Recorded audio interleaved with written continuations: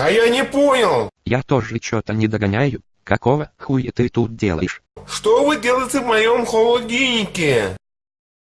Чё? Ты совсем охуел? Это мой холодильник.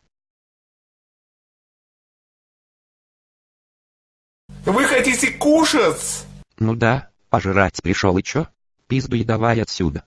Холодильник.